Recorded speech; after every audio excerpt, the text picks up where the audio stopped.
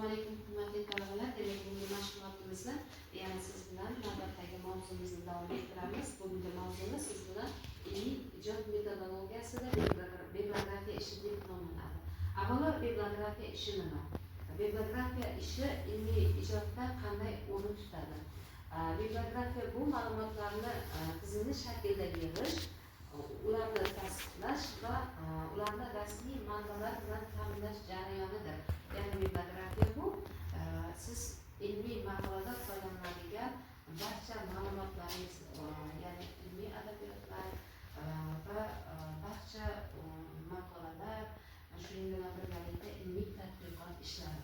Bibliografiya ishi ilmiy pedagogik yoki akademik ishlarni tayyorlashda foydalanadigan barcha manbalar, mana yuqorida aytib ketgandek manbalar, ya'ni kitob, maqola, internet manbasi va boshqalardan foydalanib tizimli yozish ishidir. Ya'ni siz ilmiy maqola yozasizmi, ilmiy tadqiqot ishi olib borasizmi, siz manbalarga tayanib, ya'ni eskisiga tayanib yangisiga yaratasiz. Bu bibliografiya ishi deyiladi. Qisqacha bu haqda yana siz yaqinroq tushunishingiz maqsadida tushuntirib o'taman. Maqolangizdan foydalanadigan ilmiy qo'llanmalar, darsliklar, o'quv qo'llanmalar, uslubiy qo'llanmalar, bularning barchasi bibliografiyani tashkil etadi.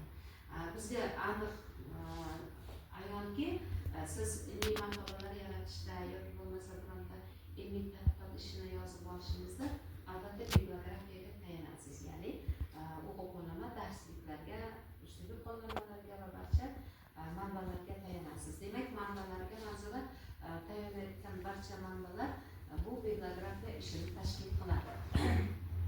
Demak, navbatda esa bibliografiya ishini maqsadi bilan to'xtalamiz. Bibliografiya ishining maqsadi birinchi navbatda ilmiy ishning asosliligini ta'minlaydi. Demak, qaysidir manbadan, o'quv qo'llanmadan fikrlarni olib yozasiz, demak u aniq ilmiy to'g'ri ma'lumot.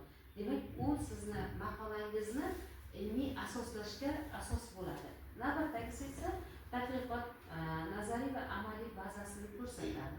Demak, bibliografiya siz foydalangan, ya'ni adabiyotlardan foydalanishingiz bu baza bo'lib xizmat qiladi. Oxirida foydalangan adabiyotlarni baribir ilmiy ishingizda berasiz. Shuningdek, o'quvchi yoki ilmiy rahbar uchun manbalarni aniqlashni osonlashtiradi. Demak, siz foydalanayotgan muammoning yechimini aniqlashda adabiyotlar sizga unga yaqindan yordam beradi. Va hokazo, plagiatdan himoya qilish va ilmiy etikani saqlash. Plagiat bilasiz, bu ko'chirma qanchalik darajada ko'chirilgan, ko'chirilmaganlikni foizini aniqlab beradi. Demak, ilmiy manbalardan foydalanib, kitoblardan, darsliklardan foydalanishingizni o'zi muhim ahamiyatga ega. Chunki ilmiy maqolangizda plagiatdan asralgan bo'lasiz. Bundan tashqari, hurmatli talabalar, bibliografiya turlariga to'xtalamiz. Bu avvalo birinchi navbatda asosiy bibliografiya ishining asosiy g'oyasi bu qo'llab-quvvatlovchi manbalar hisoblanadi. Bibliografiya turlaridan yana to'xtalib o'tamiz. Qo'shimcha bibliografiya mavzusiga oid qo'shimcha bilim beruvchi manbadir. Siz albatta oddiygina darsda foydalansangiz ham, qaysidir uyda vasam tayyorlashda qo'shimcha manbalarga, ya'ni kitoblarga tayanasiz. Maqola, ilmiy ishlarga foydalanib, nimaga darsga tayyorlanasiz. Xuddi ilmiy maqolani yozishda ham bibliografiya ishiga tayanish, demak, ancha bilimlarni boyitishga xizmat qiladi, ya'ni qo'shimcha manba bo'lib hisoblanadi. Ya'ni internet manbalar, rasmiy saytlar, onlayn maqolalar, elektron kitoblar. Demak, bibliografiya ishidan foydalanishda mana bu rasmiy saytlar, demak, internet manbalari juda ham katta ahamiyatga ega. O'zingiz foydalanib kelyapsiz internet manbalardan, onlayn va elektron kitoblardan foydalanish juda ham qulay sizda.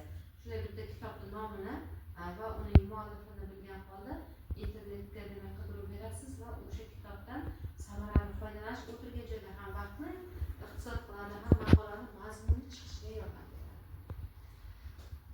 Endi davom etamiz. Bibliografiya ishi demak ilmiy ijod metodologiyasi hisoblanadi. Birinchi navbatda manbalarni izlash, tanlash va keltirishga yordam beradi. Annotatsiyaga, o'sha konspektlar tuzishga yordam beradi.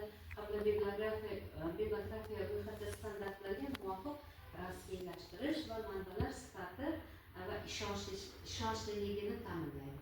Albatta siz ishonchli manbadan, adabiyotdan, o'quv qo'llanmadan foydalanganingizdan keyin u demak ishonchli manba bo'lib sizni ilmiy ishingizga xizmat qiladi, ya'ni ilmiy maqolalaringizga.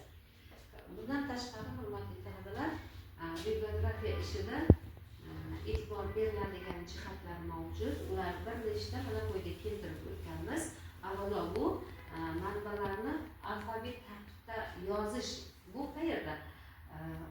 Alfabet tartibida maqolani yozib bo'lganingizdan keyin oxirida, maqolani so'ngida sizning tavsiyalaringizdan keyin keltirilgan adabiyotlarni, ya'ni bibliografiyangizni tartib bilan alifbo tartibida joylashtiriladi.